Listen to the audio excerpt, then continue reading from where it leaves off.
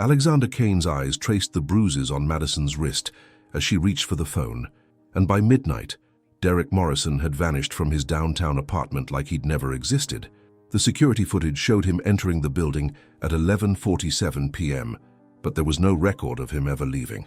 If you're watching this, subscribe and let me know where you're watching from. But to understand how Chicago's most feared crime boss became personally invested in his secretary's welfare, we need to go back 3 weeks to when Madison West first walked into Kane Industries with a bruised ribcage hidden beneath her carefully chosen blazer. Madison West had perfected the art of concealing pain, not just physical pain, though the bruise blooming across her ribs from Derek's latest lesson in respect certainly qualified, but the deeper ache of pretending her life wasn't slowly imploding. She adjusted her blazer one final time before entering the gleaming lobby of Kane Industries, Chicago's most prestigious private equity firm. At least, that's what the business journals called it. Madison knew better.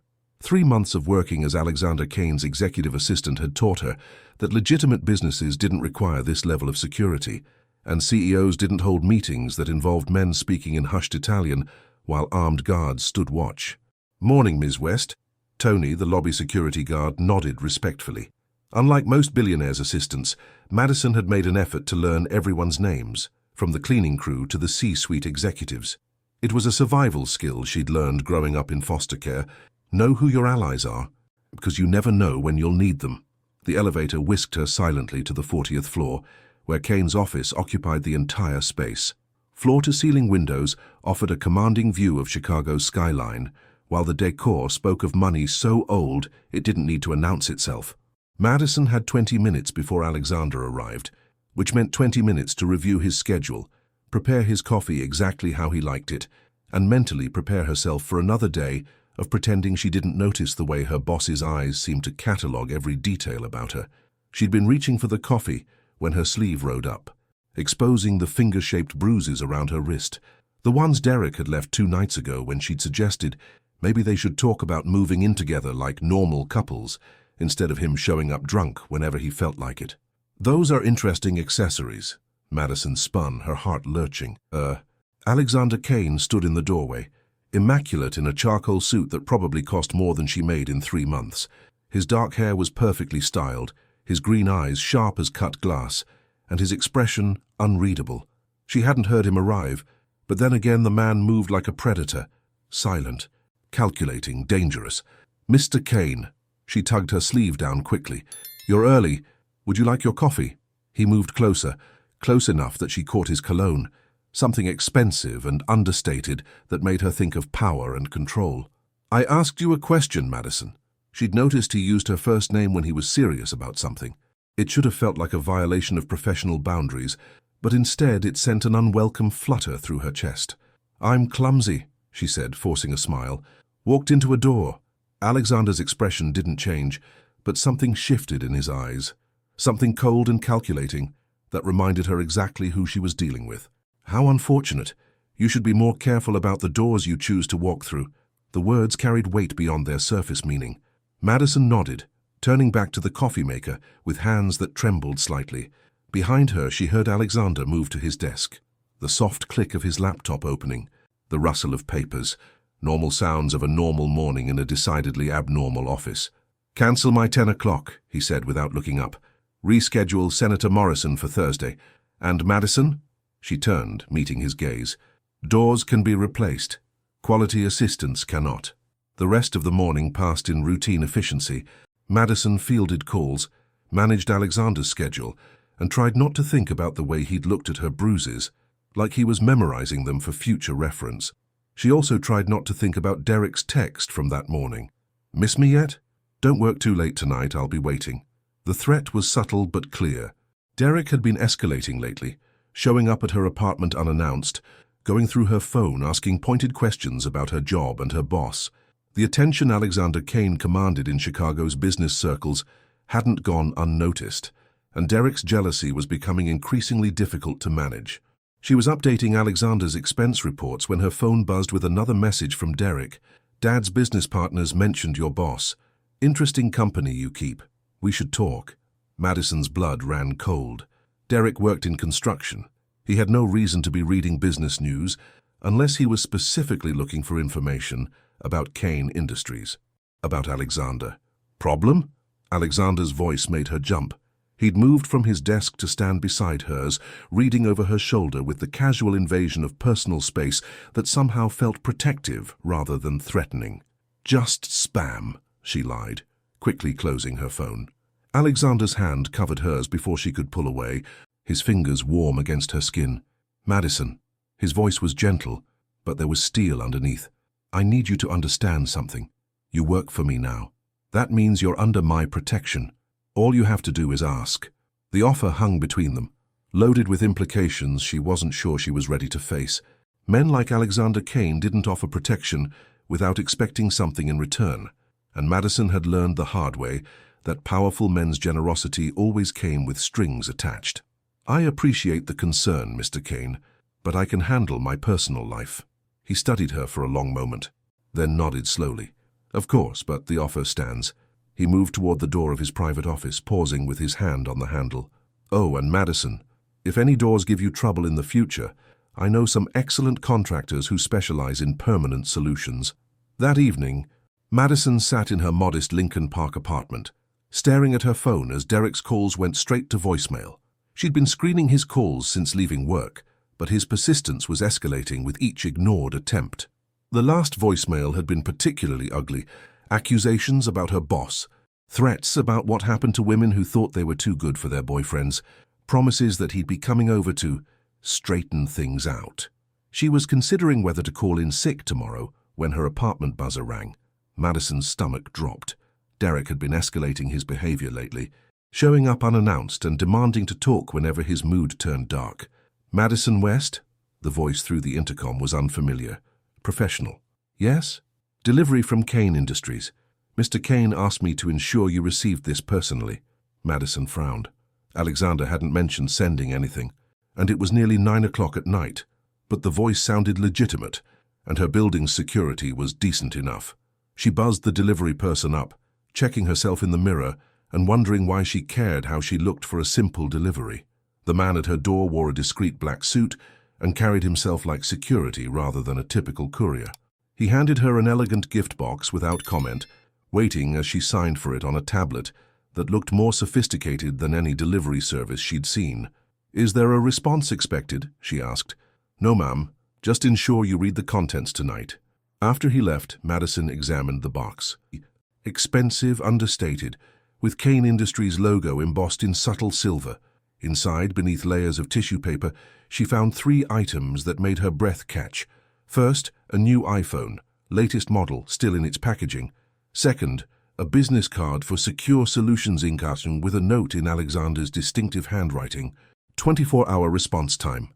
Authorization code MW2024. Third, a small jewelry box containing a GPS bracelet disguised as an elegant silver piece, along with another note. Fashion-forward and functional. Wear it. Madison sank onto her couch, staring at the items. The implications were staggering. Alexander Kane had essentially given her a panic button, a new phone likely equipped with security features, and a way to track her location. It should have felt invasive, controlling. Instead, it felt like someone had finally noticed she was drowning and thrown her a lifeline. Her old phone buzzed with another call from Derek. Madison looked at it, then at the new iPhone, and made a decision that would change everything. She set up the new phone, installed her essential apps, and sent Derek a text from the old number. I need space. Don't contact me for a while. His response was immediate and explosive. Space? Who the hell do you think you are? I know where you work. I know who your boss is. Don't test me, Madison. She screenshotted the message, then turned off the old phone and slipped it into a drawer.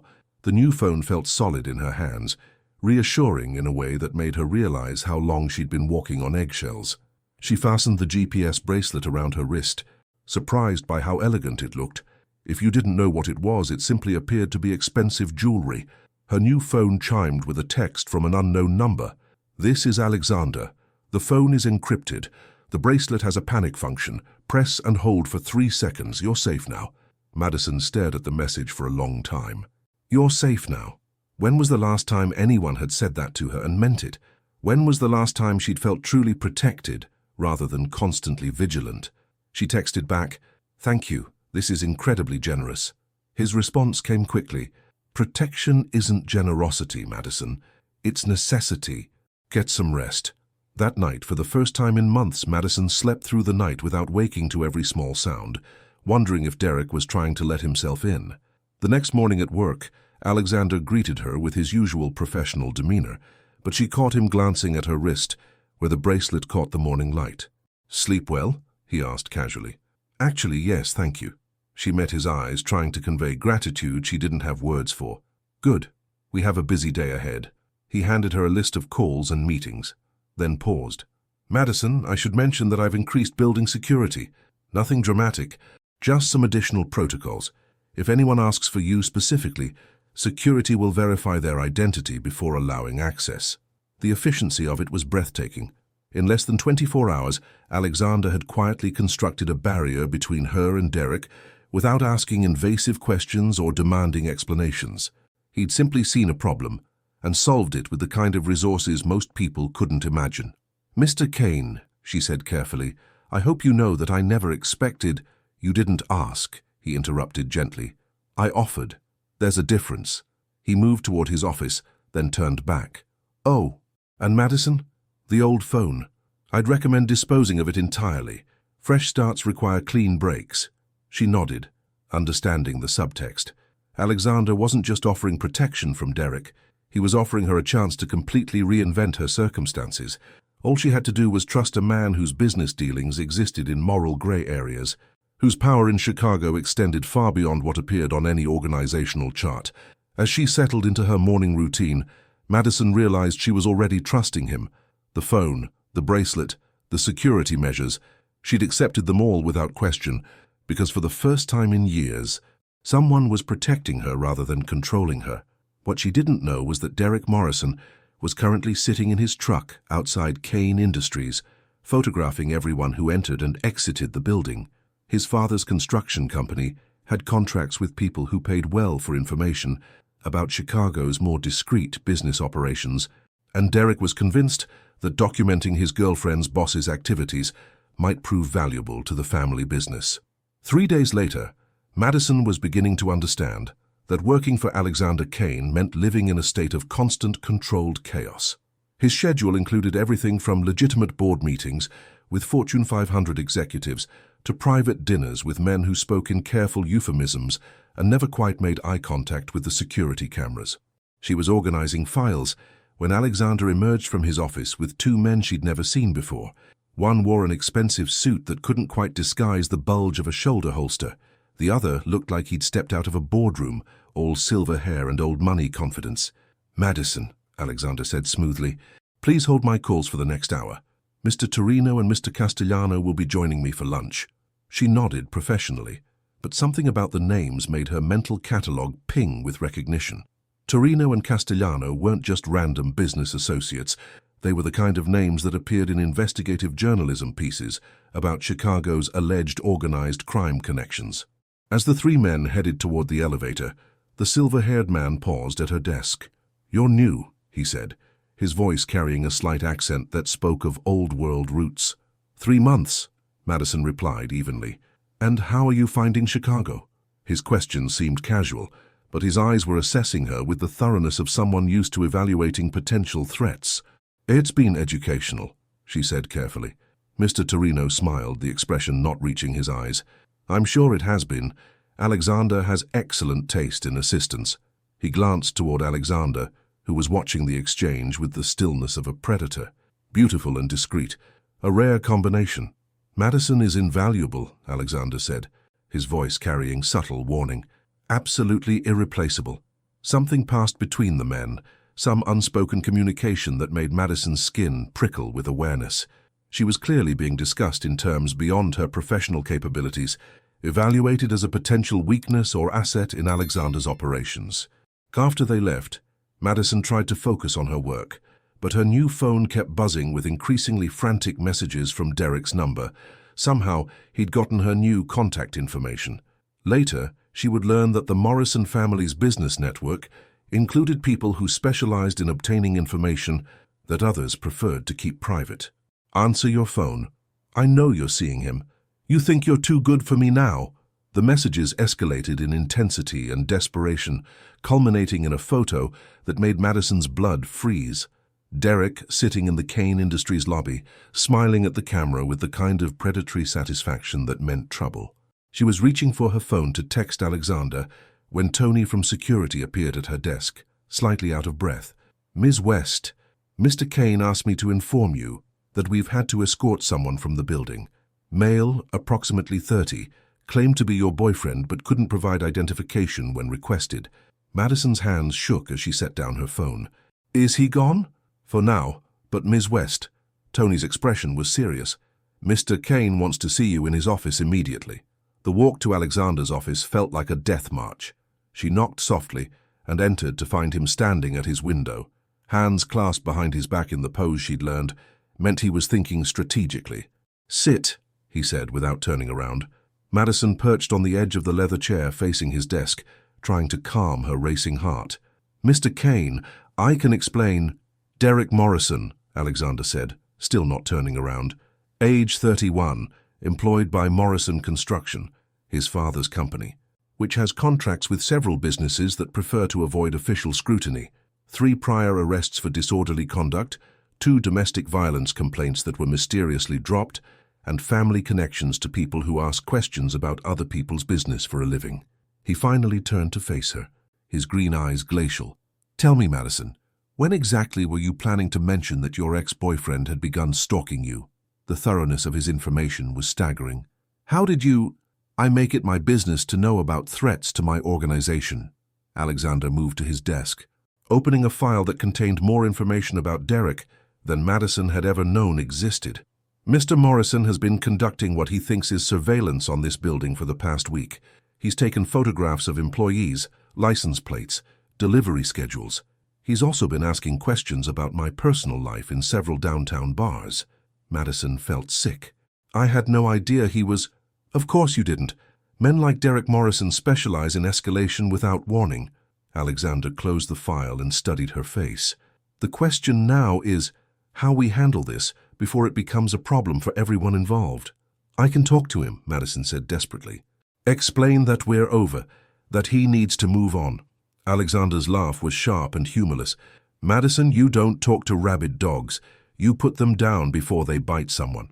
The casual way he said it, like he was discussing pest control rather than a human being, reminded Madison exactly who she was dealing with. Alexander Kane wasn't just a successful businessman. He was someone for whom violence was simply another tool in his arsenal. "There has to be another way," she said quietly. Alexander studied her for a long moment, then reached into his desk drawer and withdrew a thick envelope. "There is. Derek Morrison is about to receive a very lucrative job offer in Seattle. 3-year contract, housing included. Too good to pass up. The offer comes with one condition. He leaves Chicago within 72 hours and has no contact with anyone from his previous life." Madison stared at him. "You can just arrange that?" "I can arrange many things, Madison. The question is whether Mr. Morrison is smart enough to accept a generous offer, or whether he'll require more persuasive methods."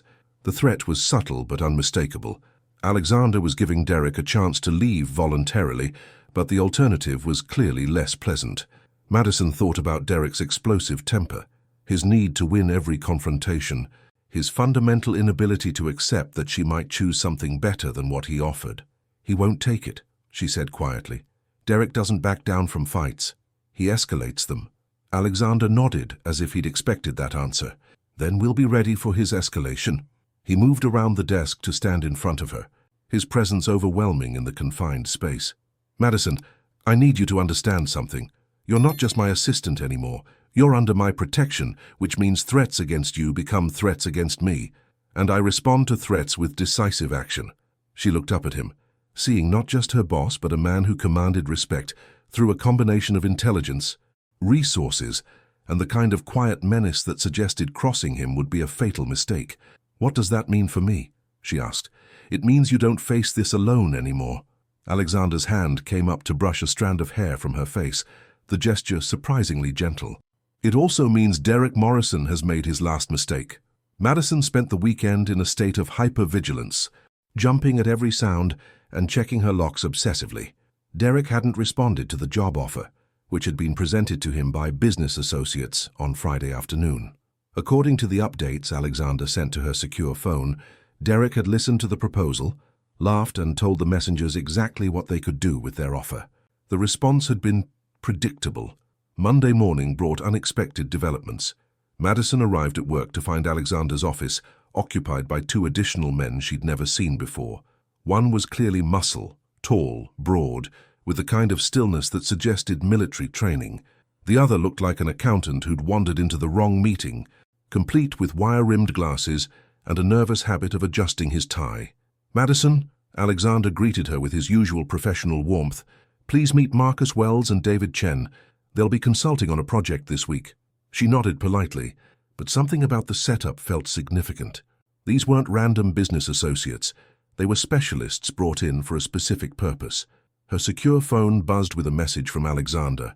"Normal routine today. They're here for a different matter entirely."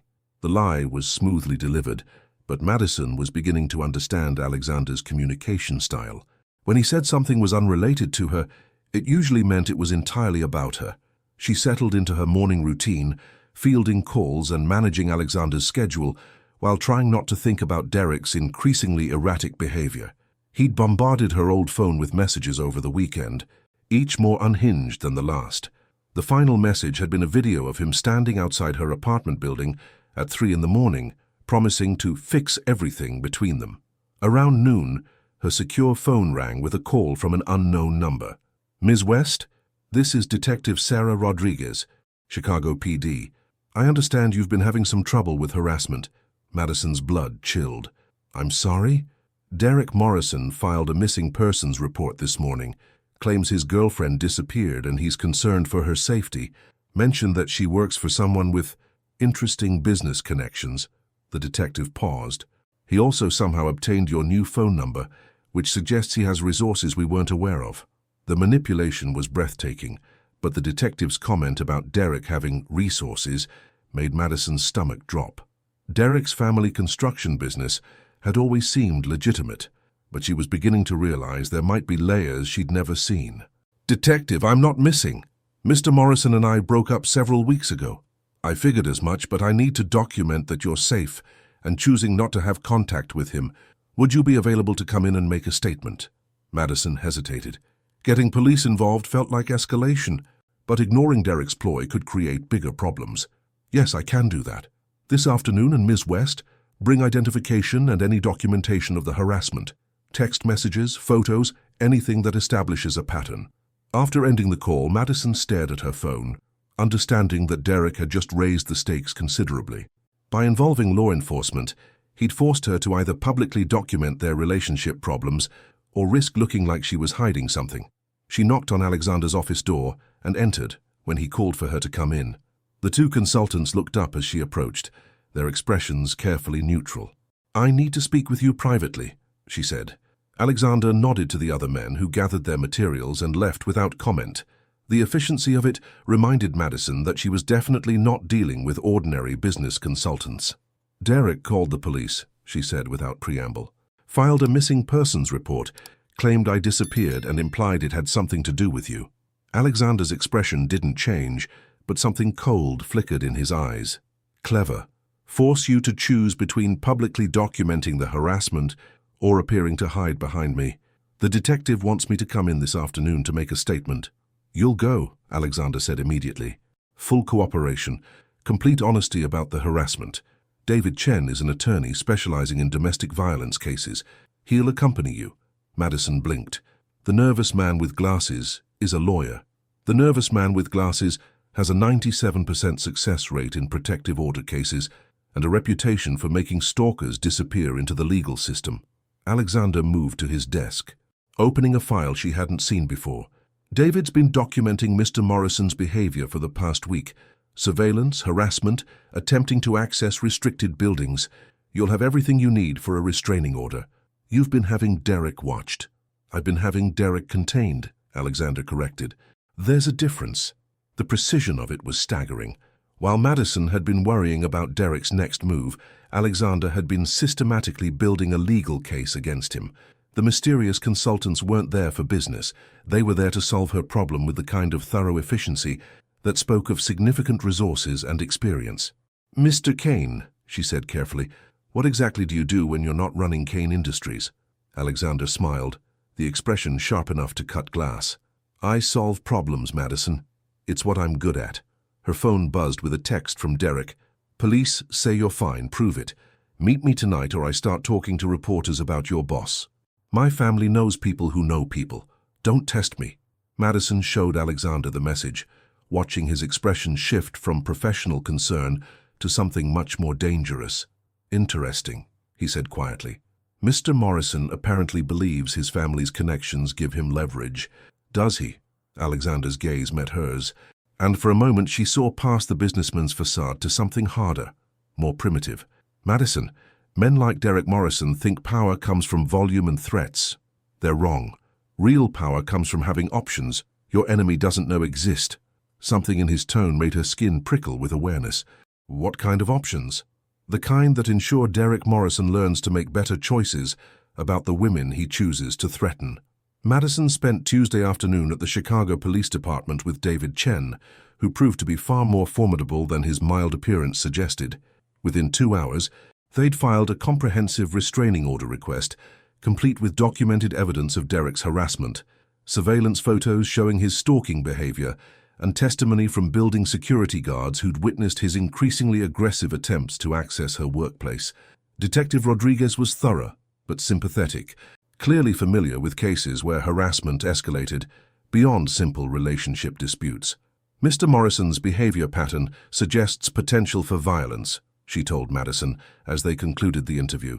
"The restraining order will be processed tomorrow, but in the meantime maintain your security protocols." David Chen had been silent during most of the interview, but as they left the police station, he finally spoke. "Ms. West, you should know that Mr. Kane takes employee safety extremely seriously. The measures he's implemented for your protection are comprehensive." "Meaning?" David adjusted his glasses nervously. "Meaning Derek Morrison's life has become very complicated in ways he doesn't yet understand." That evening, Madison's secure phone rang with a call from Alexander. "How did the police interview go?" "Productive. Detective Rodriguez thinks the restraining order will be approved." Madison hesitated, then decided to ask the question that had been nagging her all day. "Mr. Kane, what happens if Derek doesn't respect the restraining order?" "He will." The certainty in Alexander's voice was absolute. "How can you be sure?" "Because by tomorrow morning, Derek Morrison will understand the difference between harassment and genuine consequences." Something in his tone made Madison's stomach flutter with unease. "What does that mean?" "It means you should sleep well tonight, Madison. This problem is about to resolve itself." The next morning, Madison woke to 17 missed calls on her old phone and a stream of voicemails from Derek that progressed from fury to confusion to something approaching panic. The final message, left at 3:47 a.m., was barely coherent. "Madison, call me back. Something's happened. I need to talk to you. This is serious." She was getting dressed when her secure phone rang with a call from Alexander. "Good morning," he said, his voice carrying satisfaction. "I trust you slept well. What did you do?" "I solved a problem." Alexander's tone was matter-of-fact. Derek Morrison received some education about the consequences of poor decision-making. Madison's hands shook as she checked her old phone again. The calls had stopped abruptly after the final voicemail, which wasn't like Derek at all. When he was upset, he typically escalated until someone physically stopped him. "Alexander, please tell me you didn't." "Derek Morrison is alive, unharmed, and significantly more enlightened about his circumstances than he was yesterday evening."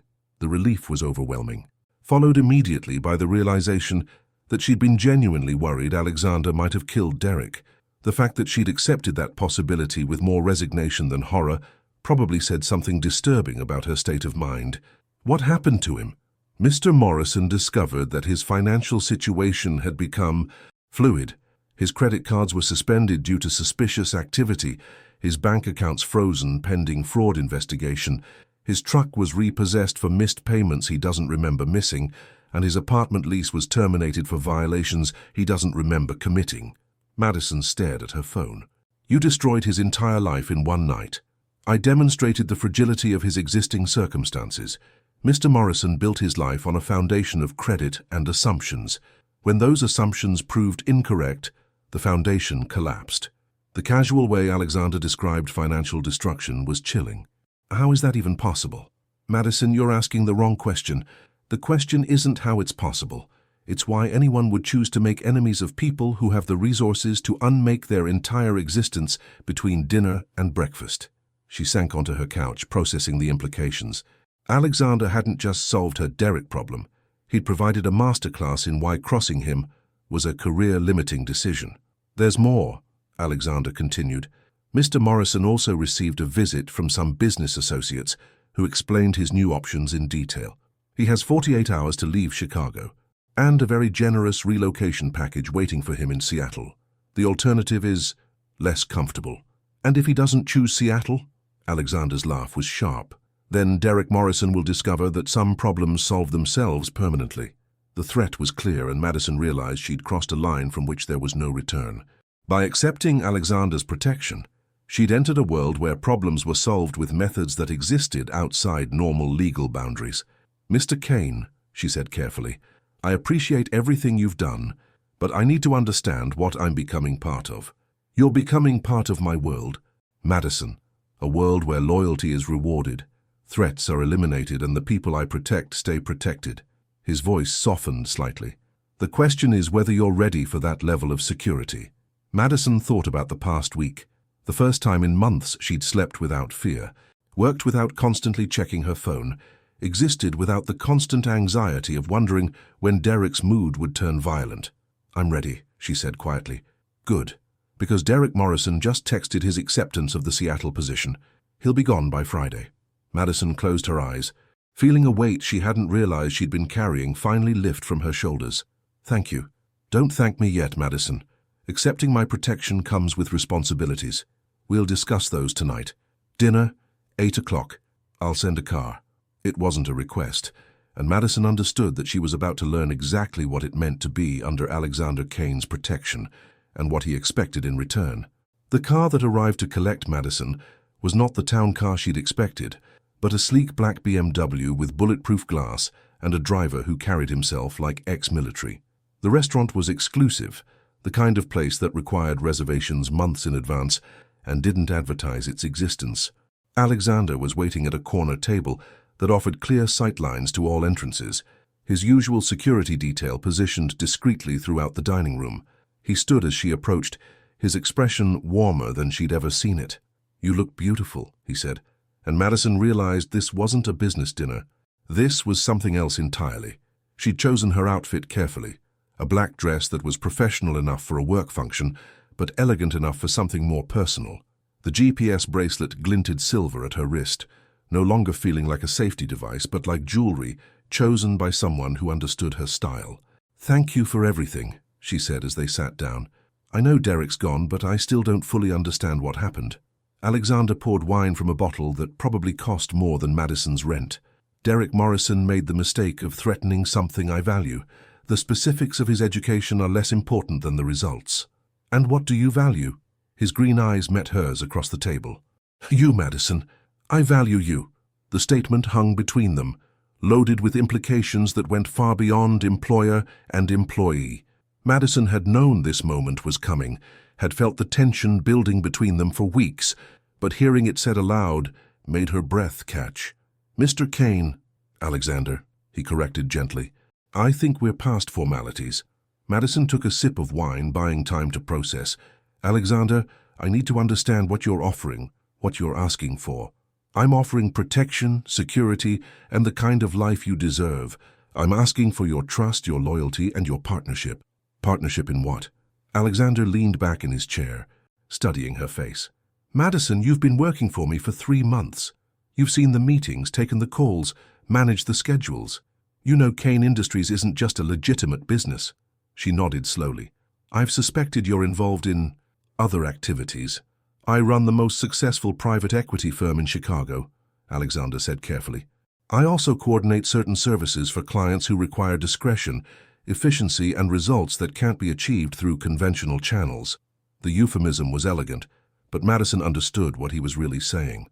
You're telling me you run organized crime operations. I'm telling you I solve problems for people who have exhausted legal options. Alexander's voice was matter-of-fact.